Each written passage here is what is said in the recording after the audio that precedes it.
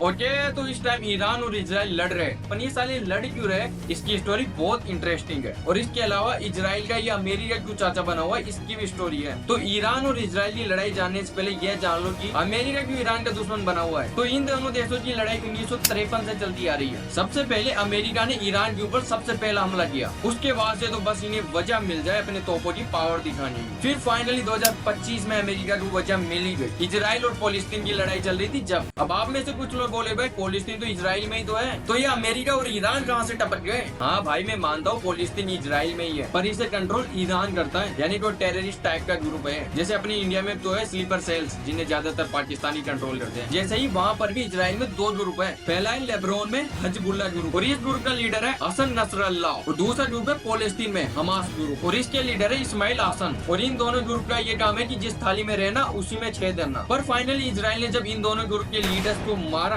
तो बदले में ईरान ने इजराइल के ऊपर मिसाइलें चला दी। यहीं पर तो गलती कर दी चाचा ने। फिर इजराइल और अमेरिका तो पहले ही भाईचारे में थे, फिर जब बात ईरान की आई तो अमेरिका क्यों नहीं आता। और इसके अलावा तो एक और रीजन बताया जाता है ईरान और इजराइल की लड़ाई का, और वो है इजराइल का न्यूक्लियर फोर्स। इंटेलिजेंस की माने तो भाई ईरान बहुत ही हाई पावर न्यूक्लियर के ऊपर काम कर रहा है, पर इसके बारे में डिटेल में किसी और वीडियो में बताऊंगा। अभी तो ये समझो कि इजराइल नहीं चाहता कि ईरान ये बनाए। अगर ये ईरान बना लेता है तो सबसे पहला अटैक इजराइल के ऊपर ही होगा। तो इसके लिए इजराइल ने 13 जून को एक स्ट्राइक लॉन्च की, जिसका नाम था राइजिंग लायन। इन दोनों कारणों के चक्कर में दोनों आए दिन लड़ते रहते हैं। अगर आप यहाँ तक वीडियो दे रहे हो ना, तो आप ही बता दो भाई कौन सही है इन दोनों में से।